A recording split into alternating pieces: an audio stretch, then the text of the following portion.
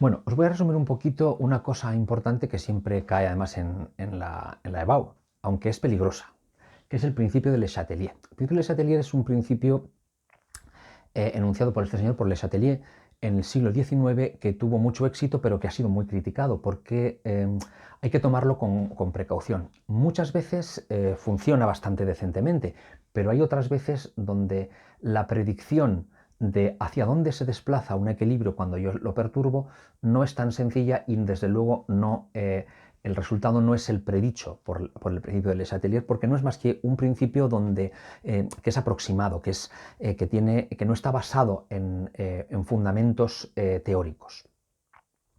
Este principio de Le Chatelier lo que me dice es que cuando yo tengo un equilibrio químico, como por ejemplo el que os he representado aquí, ya sabéis que el equilibrio químico es un equilibrio dinámico donde tenemos los reactivos chocando entre sí para dar productos, pero a la vez los productos chocando entre sí para dar reactivos. El punto de equilibrio se produce cuando la velocidad a la que reaccionan, a la que chocan los reactivos para dar productos es la misma que la velocidad a la que reaccionan los productos para dar reactivos. ¿De acuerdo? Y hemos llegado a un compromiso. En este punto tendremos una cierta cantidad de reactivos y una cierta cantidad de productos conviviendo en nuestro matrix de reacción, con una cierta extensión de esa reacción. Puede que predominen los reactivos sobre los productos sobre los reactivos, perdón, o al revés, puede que predominen los reactivos sobre los productos. Esto me da lo mismo. Lo que yo pretendo ahora es eh, saber cómo reacciona ese equilibrio cuando yo le perturbo, cuando yo produzco una perturbación en ese equilibrio. Por ejemplo, porque varíe la temperatura, porque varíe la presión, porque varíe el volumen o porque varíe añadiéndole ciertas cantidades adicionales de alguno de los reactivos o de alguno de los productos. ¿El equilibrio va a cambiar? Normalmente sí, el equilibrio cambiará. El principio de Le Chatelier lo que me dice, estos realmente siguen una serie de principios mecanicistas, como es la de la palanca, por ejemplo, o el principio de acción y reacción de Newton, o el principio o la ley de Maxwell de la inducción electromagnética. Las bases de este principio vienen precisamente de esas ideas mecanicistas. Pues la idea es la siguiente. Cuando yo produzco una perturbación en un equilibrio químico, ¿este cómo responde? Pues intentando oponerse, intentando contrarrestar esa perturbación producida. De manera que si yo aumento la temperatura o disminuyo la temperatura, el equilibrio intentará oponerse a esa variación de temperatura. Si lo que yo hago es aumentar la presión o disminuir la presión, lo mismo. ¿De acuerdo? Bueno, pues el principio de Le Chatelier, ojo, ya digo que ya acotaremos un poco el principio de Le Chatelier porque a veces es complicado de aplicarlo para hacer una predicción correcta. ¿Vale? En principio, lo primero además que yo debería hacer sería definir exactamente las variables. Si yo tengo gases, fijaos, los gases, para definirlos tenemos tres variables, temperatura, presión y volumen. Ya sabéis la ecuación de los gases, ¿de acuerdo? Pues cuando tenemos reacciones en fase gaseosa, lo mejor es que solamente variemos una de esas variables termodinámicas y las otras permanezcan constantes, porque si no, la predicción del Le Chatelier puede ser incorrecta, puede ser errónea. Vamos a ver punto por punto. Por ejemplo, imaginaos que lo que yo hago en este equilibrio de aquí, que simplemente es carbono sólido más CO2 gas para dar 2 de CO gas, y fijaos que la reacción directa es, como podéis observar, endotérmica. Endotérmica, ¿vale? Obviamente, al ir desde aquí a aquí, se consumen 119,8 kilojulios. Si voy de los productos a los reactivos, se desprenderán menos 119,8 kilojulios. Obviamente, si la reacción directa es endotérmica, la reacción inversa será exotérmica. ¿Vale? Imaginaos, vamos a ver qué es lo que me dice el principio de Le Chatelier que le pasaría al equilibrio cuando yo varío la temperatura. Vamos a ver variación de temperatura. Fijaos que esto es una cosa muy importante. La variación de temperatura es el único factor que me hace variar, que me hace cambiar la constante de equilibrio. ¿Vale? Recordad que la constante de equilibrio es una constante que depende de la temperatura. Luego, si varío la temperatura, la constante de equilibrio va a cambiar. ¿Vale? Mirad, ¿qué pasaría si yo aumento la temperatura? Que el equilibrio se opondrá a ese aumento de temperatura. ¿Cómo? Favoreciendo la reacción que consuma ese exceso de calor que yo estoy aportando al sistema? ¿Cuál será la reacción que consuma calor? Como podéis observar, la reacción directa. ¿Qué es lo que hará este aumento de temperatura? Provocará que el equilibrio favorezca la reacción directa.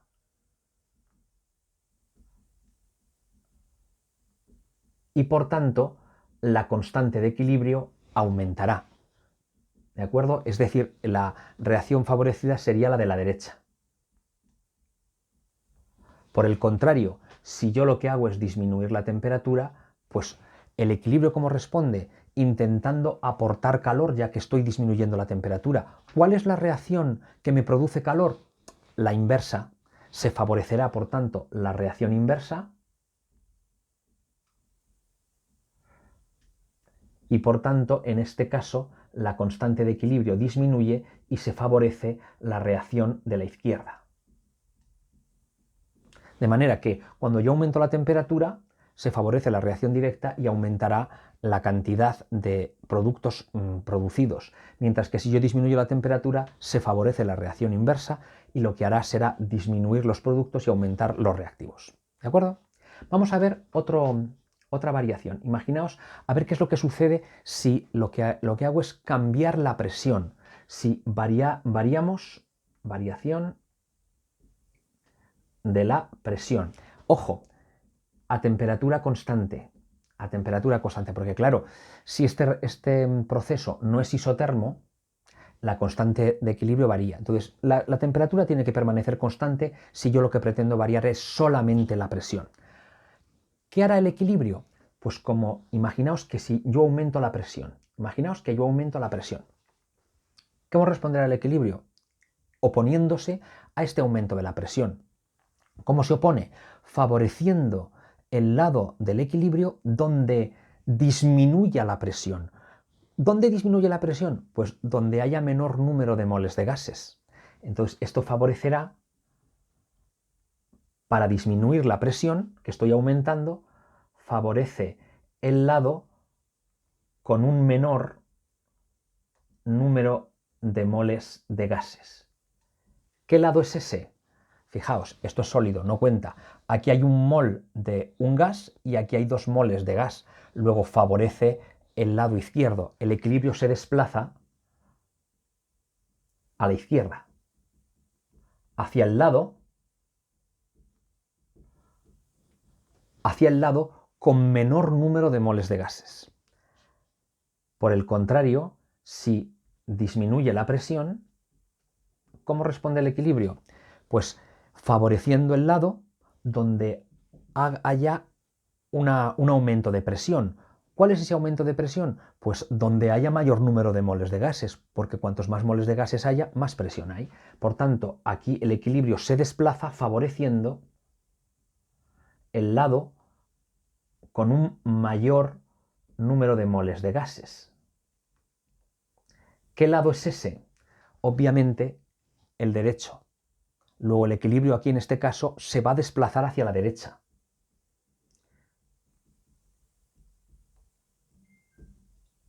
Fijaos que aquí lo importante es lo siguiente. La constante de equilibrio no cambia porque este proceso se hace a temperatura constante, pero lo que sí hace es que el equilibrio cambia, la cantidad de reactivos y productos cambia para adecuarse a la oposición a este influjo. Si aumenta la presión, en este caso se desplazará hacia la izquierda porque es el lado donde hay menos número de moles de gases, y si disminuye la presión, justo al contrario. Claro, aquí la variación de volumen es justamente la contraria. La variación de volumen, si a temperatura constante, pues es lo mismo. Si en este caso lo que hacemos es disminuir el volumen, es lo mismo que aumentar la presión. Vamos a ponerlo aquí. Aquí es lo mismo que disminuir el volumen. Y por tanto el equilibrio también se desplaza hacia la izquierda, hacia el menor número de moles de gases, perdón. Y en este caso, disminuir la presión es lo mismo que aumentar el volumen, ¿de acuerdo? De manera que el equilibrio se desplazaría hacia la derecha, ¿vale? Por último, vamos a ver cómo responde el equilibrio al añadir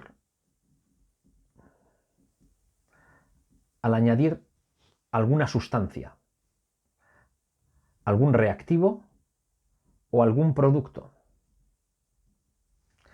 Imaginaos, por ejemplo, que yo, ojo, a temperatura y volumen constantes, ¿vale? Porque esto es importante, porque si no, la ley de Le Chatelier no me predice correctamente, puede no predecirme correctamente hacia dónde se desplaza el equilibrio. Siempre que la temperatura y el volumen permanezcan constantes, imaginaos qué es lo que sucedería si yo añado una cierta cantidad de CO2. Añado CO2.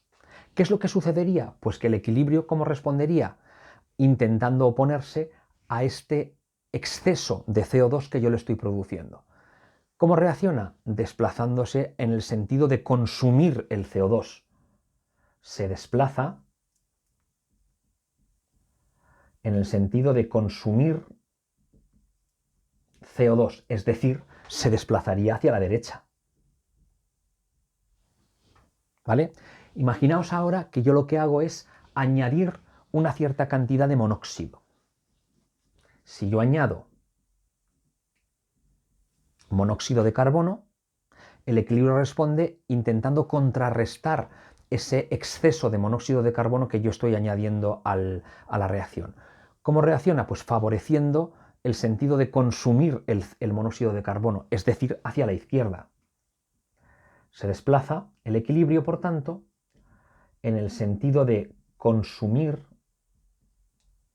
monóxido de carbono, es decir, hacia la izquierda. Claro, en el primer caso, si añadimos CO2, lo que hacemos es favorecer la reacción de la derecha, desplazar el equilibrio hacia la derecha, luego estamos aumentando el monóxido de carbono. Por el contrario, si lo que yo hago es añadir monóxido de carbono, lo que hago es favorecer el lado de la izquierda. Luego está disminuyendo el monóxido de carbono y está aumentando el dióxido de carbono. ¿De acuerdo? Y con esto yo creo que más o menos se puede explicar el principio del Le Chatelier. Ya digo, ojo, porque es muy importante definir las variables del sistema, qué variables permanecen constantes, porque si no, las predicciones, el aplicar estas reglas del principio del Le Chatelier puede que nos conduzcan a error.